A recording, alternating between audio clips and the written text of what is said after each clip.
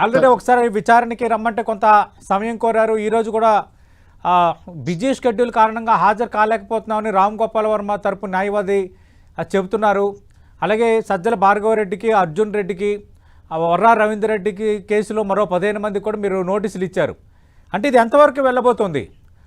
అరెస్టులు తప్పేలా లేవు అంటున్నారు ఒకవైపు, మరోవైపు ఏడాది కిందట పెట్టిన పోస్టులకు ఇప్పుడు అరెస్టులు చేస్తారా అని రామ్ గోపాల్ వర్మ తరపున న్యాయవాదులు ప్రశ్నిస్తున్నారు. ఏం జరగబోతోంది?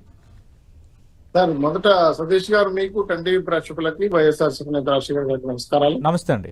ఈరోజు రాష్ట్రంలో వైఎస్ఆర్సీపీ యొక్క ఐపాక్ సమస్యలో ఉద్భవించిన కొంతమంది దుర్మార్గమైన పోస్టులు పెట్టేది కాకుండా వ్యక్తిగత హననం, మహిళల పట్ల దుర్మార్గంగా పోస్టులే కాకుండా రకరకాల మాటలతో కూడిన పదాలు పొందుపరిచి పెట్టేది కాకుండా సభ్య సమాజానికి దుర్మార్గంగా మెసేజ్ ఇవ్వడం మొదలుపెట్టారు.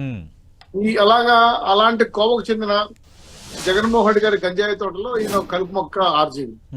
ఈయన గతంలో వర్మ గారు చాలా అంశాలపైన పోస్టులు పెట్టేది కాకుండా కొన్ని వివాదాస్పైన లక్ష్మీ ఎన్టీఆర్ సినిమా, తమ్మరాజ్యంలో కడపరెడ్లు, వ్యూహం, 4 స్టార్ సినిమా, రక్తశిల్పి లాంటి సినిమాల్లో, వ్యూహం లాంటి సినిమాలు అయితే ఇప్పుడున్న చంద్రబాబు నాయుడు గారిని, ఎన్డీఏ కమిటీలో ఉన్న లోకేష్ గారు కానీ అందరినీ కూడా కొన్ని రకాల పోస్టులు మార్పింగ్ చేసి కొన్ని బూతు పదాలతో కూడిన అంశాలను మాట్లాడడం.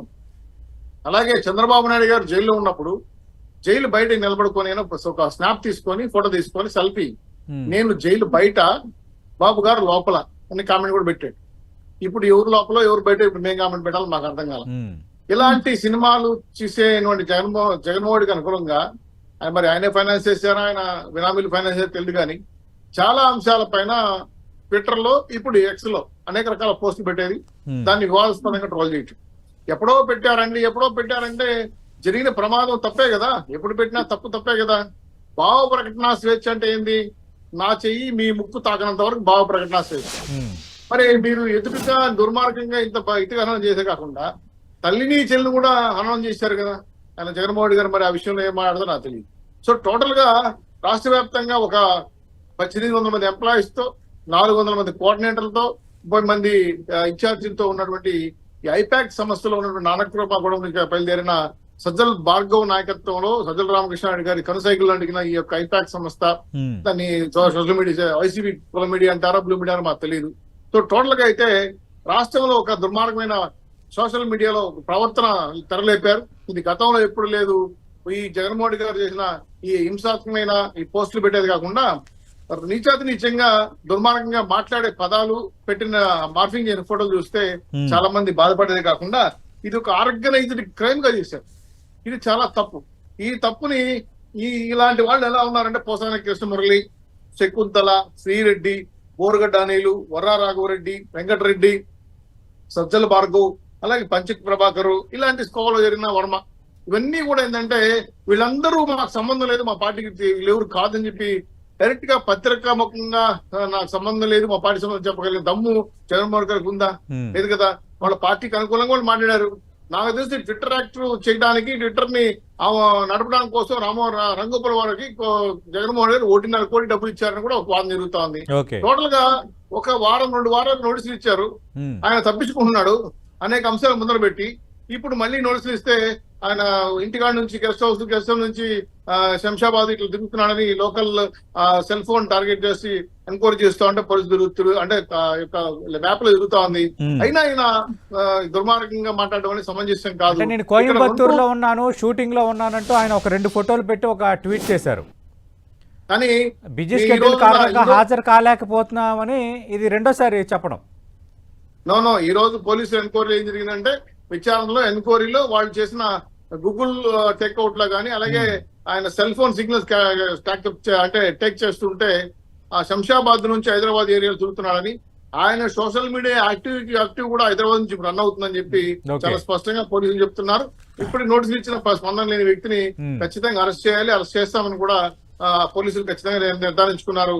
ఇటువంటి తప్పుడు విధానాలు ఎవరు చేసినా, మేమే కాదు, వైఎస్ఆర్సీపీగా కాదు, ఏమో చేసినా, ఎన్డీఏ కూడా చేసినా కూడా ఈ భావ ప్రకటన స్వేచ్ఛ పేరుతో జరుగుతున్న అన్యాయాల అక్రమాలని తీవ్రంగా ఖండిస్తున్నాం. ఇది తప్పుడు విధానం.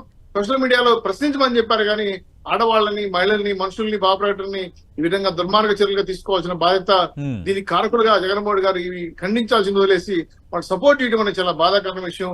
ఇది చాలా తప్పుడు విధానం. సినిమాల్లో పడేటువంటి కాన్సెప్ట్స్, ఆ సినిమాలు అయితే వేరే కదా, రకరకాల నాటకాలు తీస్తారు, దాన్ని మేము పెద్ద ప్రస్తావించక్కల. అందులో ఉన్న ఫోటోలు తీసి మార్పింగ్ చేయడం అనేది చాలా వ్యక్తిగతంగా భావిస్తున్నాం. దీన్ని ఒక రాజకీయ పార్టీగా తెలుగుదేశం పార్టీ నాయకుల్ని ఈ విధంగా నీచంగా చూపించడం అనేది కూడా చాలా బాధ కలిగించింది. ఖచ్చితంగా ఈ రోజు రాజీవ్ గారి యొక్క వివాదాస్పదంగా ఉన్న అంశాలపైన ఒకటి చెప్పి ముగిస్తున్నాను. రాజీవ్ గారి వ్యక్తిగత జీవితం, జగన్మోహన్ గారి వ్యక్తిగత జీవితం రెండు ఒకటే. ఆయన కుటుంబం లేరు, ఈయన కుటుంబం లేరు. ఆయన ఒంటరివాడైపోయాడు, ఈయన ఒంటరివాడైపోయాడు. సో ఇద్దరు సైకిల్ గా వీళ్ళకి కెమిస్ట్రీ పండిందేమో నాకు తెలియదు కానీ ఈయన సినిమాలకి, ఈయన డెటర్ యాక్టివేషన్ కి జగన్మోహన్ గారి నుంచి పండెళ్ళి యాక్టివేట్ చేయడం అనేది, అందుకు కూడా ఇటువంటి దుర్మార్గ చర్యలు పాల్పడడం అనేది మాత్రం చాలా తప్పు. సినిమాలు వేరు, రాజకీయాలు వేరు. రాజకీయాలు విమర్శించే విధంగా ప్రశ్నించేది వేరు, కానీ వ్యక్తిగతంగా హననం చేయడం అనేది చాలా పొరపాటు. ఇది ఖచ్చితంగా శిక్ష అర్హులే. ఈ యొక్క సోషల్ మీడియాలో ఇటువంటి తప్పుడు పోస్ట్ పెట్టి పేర్లు అందరినీ కూడా తొందరలో అరెస్ట్ చేసి వాళ్ళని వివరణ కోరి తప్పు చేసిందే మాత్రం శిక్ష తప్పదు, తుప్పదులు కొట్టాలనే విషయాన్ని మీ ద్వారా హెచ్చరిస్తున్నాను. రామ్ గోపాల్ వర్మకి మేమే ఒత్తాసు పలకటం లేదు. టీడీపీ నేతలు కూడా గతంలో ఈ తరహా వ్యాఖ్యలు చేశారు. సతీష్ గారు, మీరు వివరణ ఎందుకు ఆయన హాజరు కావటం లేదన్న ప్రశ్నకి మంచి ప్రశ్న వేశారు సతీష్ గారు. ఆర్జీవీకి వైఎస్ఆర్సీకి సంబంధం లేదా, జగన్మోహన్ గారు ప్రకటన ఇవ్వగలరా? రెండు, బాబు గారు జైల్లో ఉన్నప్పుడు రాజమండ్రి జైలు కాడికి వచ్చి సెల్ఫీ తీసుకొని నేను బయట, బాబు గారు లోపల, దీనికేం అవసరం? ఈయన సినిమాలు తీసుకుంటే మాకేం పెంచలేదు. నేను సినిమాలను ఎక్కడ విమర్శించడం లేదు. ఆ సినిమా సంస్కృతి వేరు, అవి చాలా రకాలుగా ఉంటాయి. ఎవరితోనైనా మాట్లాడుకుంటారు, ఏ రకమైన సినిమాల కథలు చూస్తారు. సినిమాలో ఉండే బొమ్మల్ని మార్ఫింగ్ చేసి ఎక్స్ వేదికగా అనేక రకాలుగా కామెంట్లు పెట్టామని మేము అభ్యంతరం వ్యక్తం చేస్తాం. దీన్ని భావ ప్రకటన స్వేచ్ఛ అని చెప్పి కవర్ చేసుకోవడం తప్పు. రెండు, ఈ వైఎస్ఆర్సీపీలో ఇటువంటి సోషల్ మీడియాలో మాట్లాడిన వ్యక్తులు ఇప్పుడు పేర్లు చెప్పా, ఎవరు మన పోసాన కృష్ణమూర్తి గారి నుంచి పోరుగడ్డ గాని, అర్ర వెంకటరెడ్డి గాని, వెంకటరామరెడ్డి గారు కానీ, ఎవరైనా సరే, ఇద్దరు భార్గవ్ కానీ, ఎవరైనా మాకు సంబంధం లేదు, ఆ పోస్టులు మీరు పెట్టలేని చెప్పగలిగే ధైర్యం జగన్మోహన్ గారికి ఉందా? ఇంకో విషయం, జగన్మోహన్ గారు ఒక మాట అన్నారు ప్రెస్ మీట్ పెట్టి, నేను కూడా ఆ పోస్టులు పెడతాను, మీరు కూడా గ్రామ స్థాయి నుంచి రాష్ట్ర వరకు పెట్టండి, అరెస్ట్ చేస్తే నన్నే అరెస్ట్ చేయని మనం ఉంది అంటే ఇటువంటి సంస్కృతిని మీరు రెచ్చగొడతారా? మీ తల్లిని చెల్లిని వివస్త్రం చేసి పోస్టులు పెట్టిన వర్రా రాఘవరెడ్డి యొక్క విధానాలకు మీరు సమర్థిస్తారా?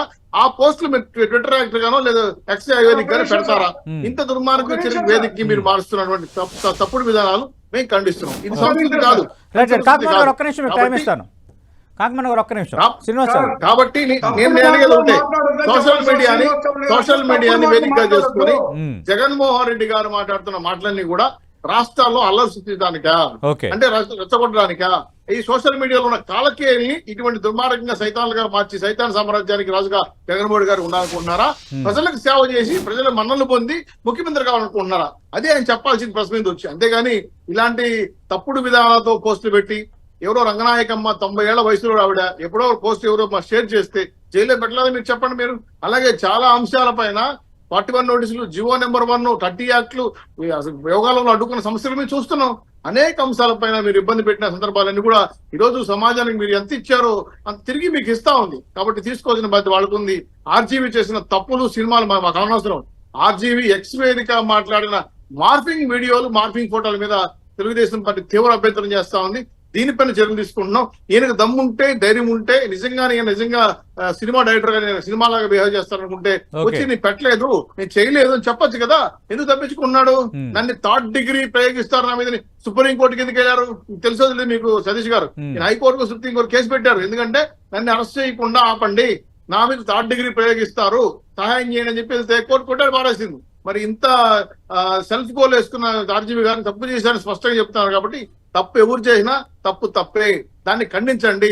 వైఎస్ఆర్సీపీ నాయకులకి ఇటువంటి వాళ్ళ పైన సంబంధాలు ఉన్న వ్యక్తులు చాలా స్పష్టంగా బయట కనబడుతుంది. కాబట్టి వాళ్ళని కూడా చెప్తున్నారు, మీరు చెప్తేనే మేము చేసాము, మాకే సంబంధం లేదు. సిడెట్ కూడా చెప్పింది, లెటర్ రాసింది అదే పనిగా, నేను జగన్మోహన్ గారు కంపెనీ వాళ్ళు చెప్తే డబ్బులు ఇస్తే నేను చేశాను, నాకే సంబంధం లేదు, లోకేష్ గారు నన్ను క్షమించండి, బాబు గారు క్షమించండి, లెటర్ల మీద లెటర్స్ వీడియోలు పెడుతుంది కదా. ఈ సంస్కృతి ఎవరు పునాది వేశారు? జగన్మోహన్ గారు. కాబట్టి ఇటువంటి సంస్కృతి ఆంధ్ర రాష్ట్రంలో ఉండకూడదు. కాబట్టి సోషల్ మీడియాకి ఒక నిబంధన ఉండాలి, దాని దగ్గర చట్టాలు తీసుకొస్తున్నాం. పోస్టులతో ఇటువంటి పోస్టులు చేస్తే 25 ఏళ్ల వరకు శిక్ష పడే విధంగా, 10 లక్షల రూపాయలు పెనాల్టీ పడే విధంగా చట్టాలు రూపొందుతున్నాయి. కాబట్టి సోషల్ మీడియా ఉంది కదా, ఏది పడితే పెట్టేస్తే చూస్తారని చెప్తే మాత్రం క్షమించరాని శిక్షగా రాబోతుంది కాబట్టి తస్మాత్ జాగ్రత్త, భద్రతగా ఉండండి అని చెప్పి ప్రశ్నించండి. జగన్మోహన్ గారు అసెంబ్లీకి రమ్మనండి, Okay. శాసనసభకు రమ్మనండి. Okay. నేను కాదనట్లేదు కదా. కానీ మీ భారతీయ ఎంపీ అవినాష్ PA రెడ్డి కదా. ప్రోత్సాహం ఉంది, వీటి అన్నిటికి సంబంధించిన ఆధారాలు వాట్సాప్ చాట్స్ అన్ని మాకు దొరికాయి. ఇది నేరుగా కర్నూలు రేంజ్ డిఐజీ మీడియా సమావేశం పెట్టి చెప్పారు ఇది మాట. సతీష్ గారు విత్ ఎవిడెన్స్ తోనే చర్యలు తీసుకుంటున్నారు. వరాలరెడ్డి అప్రూవల్ గా మారే పరిస్థితి కూడా ఉంది.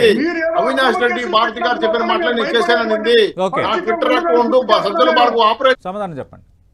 సార్ ఇప్పుడు ఉమ్, రాష్ట్రం వదిలి ఎందుకు పారిపోతున్నారు? తప్పు చేయకపోతే ఉమ్, ధైర్యంగా కేసులు దొరుకుకోవచ్చు కదా. ఆ రోజు రాష్ట్రంలో 5 ఏళ్ళు అధికారం ఉన్నామని చెప్పి ఇష్టం వచ్చినట్టు కాలకేయుల్లాగా సైతాన్ సైన్యాన్ని నాయకత్వం వహించి ఇష్టం వచ్చినట్టు పోస్టులు పెట్టి రాష్ట్రంలో దుర్మార్గంగా ప్రచారం చేస్తే దాన్ని తప్పు అనకుండా, ఖండించకుండా ఆ రోజు సమర్థించి ఇప్పుడు నేను కూడా పోస్టులు పెడతాను, మీరు కూడా పెట్టండి అని రెచ్చగొడితే దీని యొక్క అంశం యొక్క అర్థమేంది? 2 వరారాఘురెడ్డి ఎవరు? పాత్రి గారి పిఏ. సజ్జల భార్గవ్ గారు ఎవరు? సత్యరామకృష్ణ కొడుకు. వీళ్ళంతా ఏం చేశారు? ఎవరు ఆదేశాల మీద పనిచేశారు? వరారాఘురెడ్డి చాలా చెప్తున్నాడు. ఓకే. నా అకౌంట్ సజ్జల భార్గవ్ ఆపరేట్ చేశాడు. అవినాష్ రెడ్డి గారు భారతి గారు చెప్తేనే నేను పోస్టులు పెట్టాను. దీనికి నాకు ఇంత డబ్బులు ఇస్తారు సార్.